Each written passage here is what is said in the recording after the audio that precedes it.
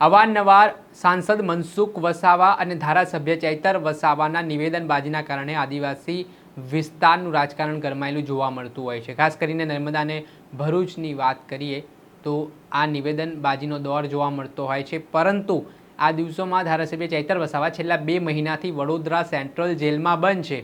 કારણ એવું મનાઈ રહ્યું છે કે ડેડિયાપાડામાં એટીવીટીની મિટિંગ મળી હતી અને આ મિટિંગ દરમિયાન ધારાસભ્ય ચૈતર વસાવા પર કાચનો ગ્લાસ ફેંકવા અને હુમલો કરવા બાબતે ગુનો દાખલ થયો હતો, જેમાં હત્યાના પ્રયાસની કલમ હેઠળ ગુનો નોંધાયો હતો ને આ જ ઘટનાના પગલે તેમના જામીન બંને કોર્ટમાંથી નામંજૂર થતાં ગુજરાત હાઈકોર્ટમાં આગામી 28 ઓગસ્ટે આ મામલે સુનાવણી થવાની છે।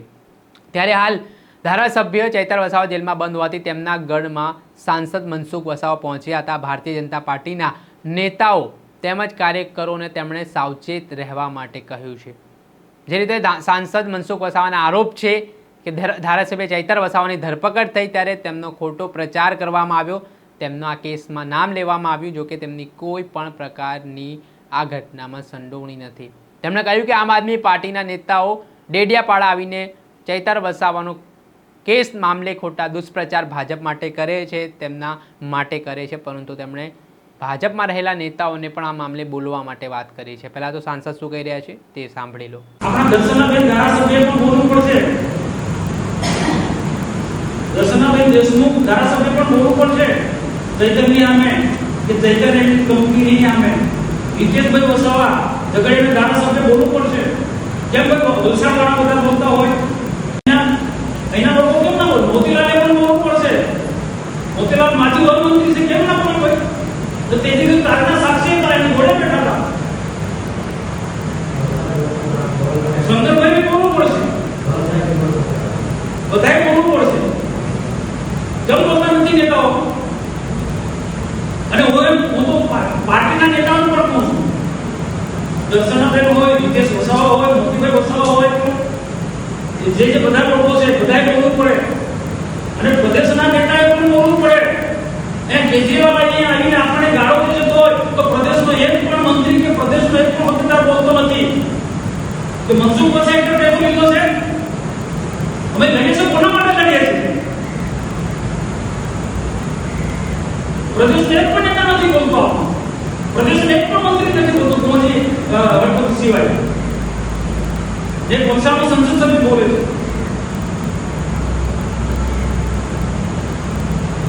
આ મહિલા પર આટલું દર્શનાબેન મૌન કેમ છે?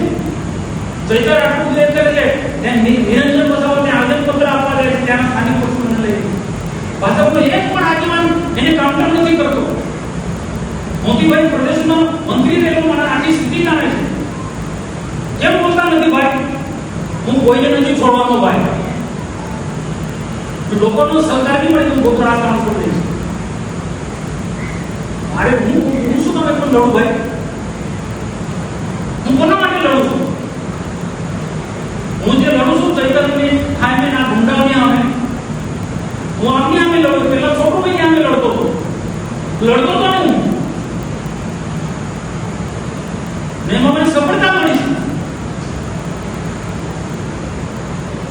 મારે એટલા માટે આ મીટિંગ તાત્કાલિક બોલાવી છે। બધાએ જે તાલુકા પંચાયતના સભ્યો હોય, સંગઠનનો તાલુકાનો વ્યક્તિ હોય, જિલ્લા લેવલના એક ગામે ગામ કરો અને કાઉન્ટર કરો। પ્રદેશમાં એક ભાષામાં વાત કરી છે, જેને મોટા નેતાઓને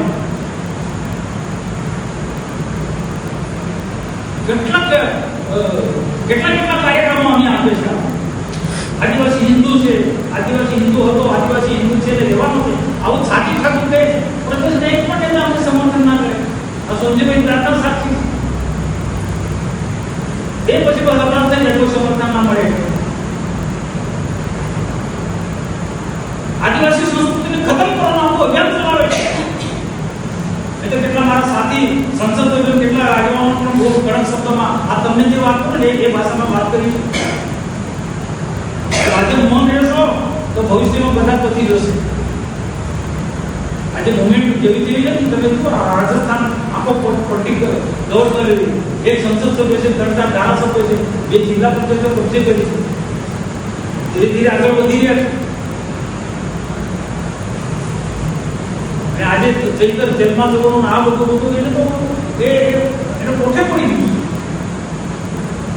અને લોકોને સમજણ કરવા માટે આપણે બધી કોર્ટમાંથી છોડાવવા હોય આપણે કેમ કોર્ટમાં ક્યાંક અંદર રાખી મૂકવું એમના જેટલો માણસો એને છોડાવવા નથી. તમે હારો વકીલ લોકો ભાઈ, તમે હારો વકીલ લોકો દલીલ કરો, છોડાવી દો તમે. આજે મર્ડર કરેલો વ્યક્તિ પણ જામીન પર છૂટતો હોય, કાકમ જામીન પર નથી છૂટતો, પણ એક કાકમ છે જે જેલમાં છે ને બહાર બીજો ખોટો પ્રચાર કરે. ચૈતર વસાવા જેલમાં છે, એની ટીમ આપણને બદનામ કરે છે. મનસુખ વસાવાએ ટ્વીટ કર્યો, ભાજપ સરકારે ટ્વીટ કર્યો, ચૈતરજી તરાથી શું થયે છે.